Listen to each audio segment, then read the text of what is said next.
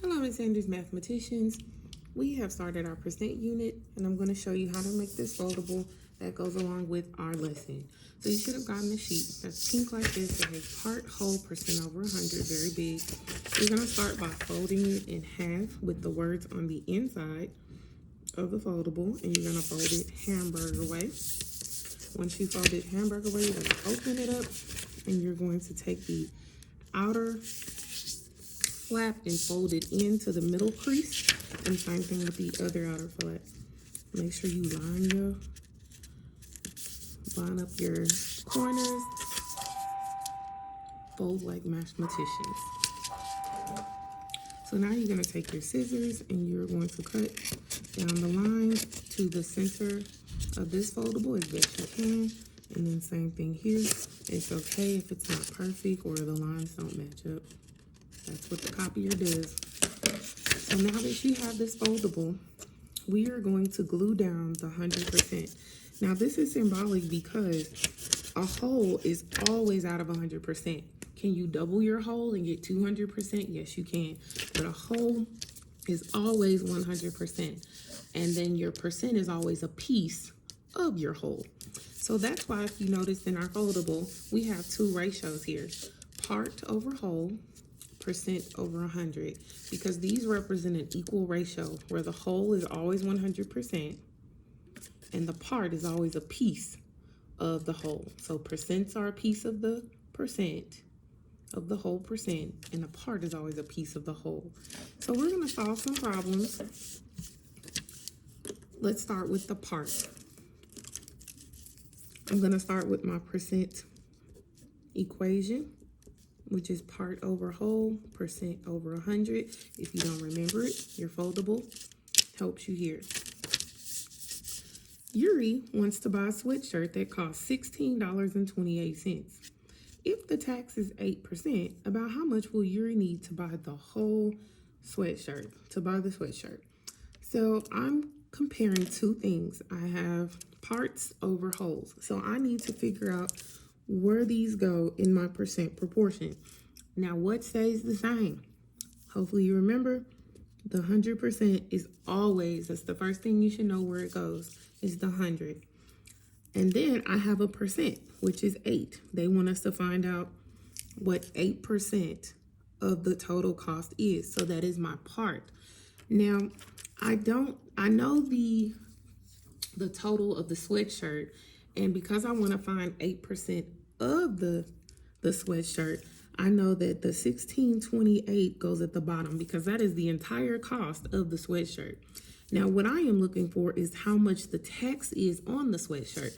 I know the percent of it, but I don't know how much that percent represents. So I am going to find that out using my percent proportion. So now I'm going to solve this like we always have. And this is the easy part because we already know how to do it. The hardest part is setting it up properly, and we've been working on setting up and solving, so now you have more practice with it through percents.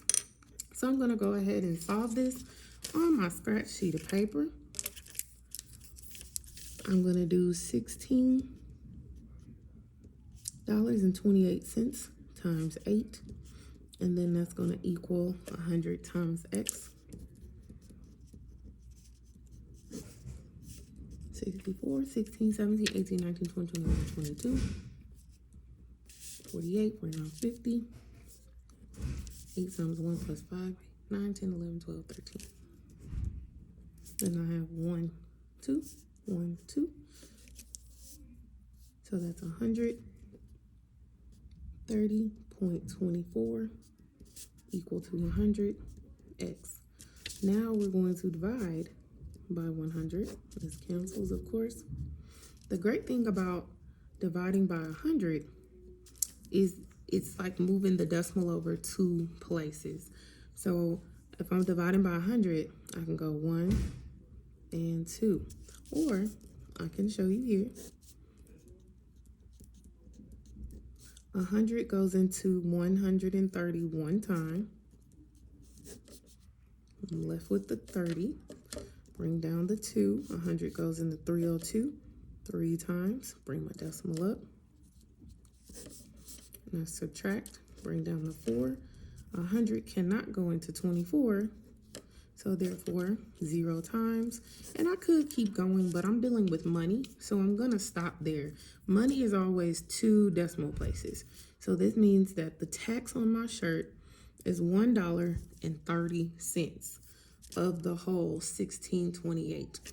But now that I know that tax, it says how much does Yuri need to buy the sweatshirt? Well, in order to buy the sweatshirt, you need the cost of the sweatshirt plus the tax on the sweatshirt, which is what we just found out, and that equals how much she will need. So now I'm going to add $16.28 and the tax on the shirt, which is $1.30, and that's going to give me the total cost of the sweatshirt. So I'm going to do that on my scratch sheet of paper. When adding decimals, you have to line them up. It's 8, 5, 7, and 1. So the cost of Yuri's sweatshirt is $17.58.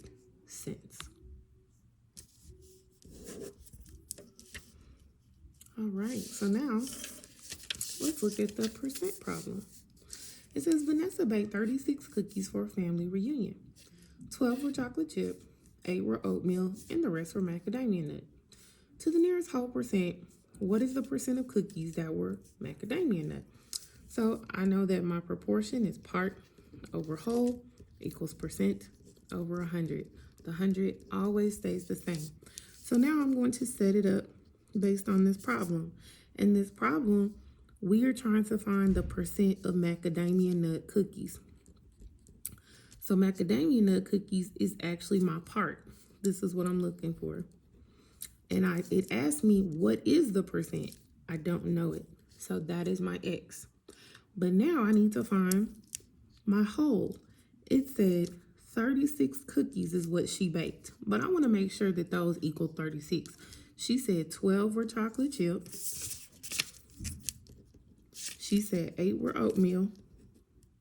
And the rest were macadamia nuts. So I don't know.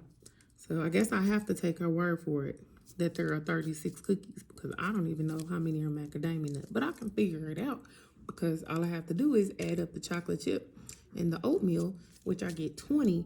And then she told me the rest were. So I can subtract the total, which is 36 cookies, from the 12 and the 8 chocolate chip and macadamia nut, which equal 20.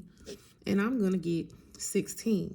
So I know that 16 of those cookies were macadamia nut, and that is my part because 16 of the 36 was macadamia nut. Now that I have it set up, I can actually solve this. And I know that I'm going to do that by inverse operation. So I'm going to do 100 times 16. And that's going to equal 36 times X. So now 100 times 16. Now I know when I'm multiplying by 100, I move the decimal over 2 times. So this will be 1600. If I'm dividing by 100, I move the decimal over to the left. So that's like a little trick for you. And that equals 36X. And now I need to divide by 36. So now I need to figure out what X is by dividing by 36. So now I'm going to use my scratch paper. Top in the house, bottom outside the house. I don't know 36s by heart, so either I'm going to have to add them up or estimate. 36 is kind of close to 40. So like 40, 80, 120, 160. So I would assume 4 times 36 goes into 160, but I'm going to check and multiply. 144. That's pretty close. I'm going to subtract 6, 5. I'm left with 16. 16 is less than 36, so I know I had the right number. Bring down the next one. Oh, does the same thing. 4 times which is 144. I subtract and I get 16. And it seems like this is just gonna keep repeating the entire time. I'm just gonna have to keep bringing down the decimal, and I'm gonna keep getting fours. So I'm just gonna stop there. So it looks like the percentage of cookies that were macadamia nut was 44%. Then the last problem, and notice in each one of these, this one is solving for the percent was missing. In this problem, the part was missing. And now this problem, you can guess the whole will be missing. But I still want to give you different examples so that, because in your test, it's not going to tell you that they're missing. You have to find it out for yourself. So I know I'm going to need my percent proportion. And I just write it to remind myself. Now I'm going to read. Sammy rides the bus home from school. One day, Sammy noticed that when the bus had traveled a distance of 4.3 miles, he had completed 40% of his trip home. Which is the closest number of miles the bus travels to transport Sammy from his school to his house? So I can tell that when he went 4.3 miles on the bus, that's only 40% of the distance. That's not the entire distance. So I have to figure out, well, what is the entire distance? So I am missing the whole in this problem because I don't know what the distance is. But I know that a part of the distance that he already took was 4.3, and that represented 40% of the journey. So now I can solve this. I can do my inverse operation. Now, one thing I do like about this is because I have a 0 on here, I can cross out a 0 there. So this is going to be multiplying 4 times x and 10 times 4.3.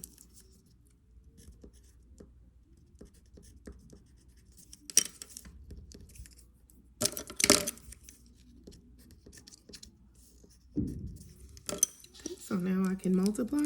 And again, multiplying times 10 or 100, that just tells you how many times you can move the decimal over based on how many zeros. So there's 1 0 in 10, so that means I can move it to the right one time. 10 times 4.3 is 43. And now I'm going to divide by 4. I'm left with x equals, and now I have to figure this out. 4 into 43. Once. 0. I'm going to add a decimal.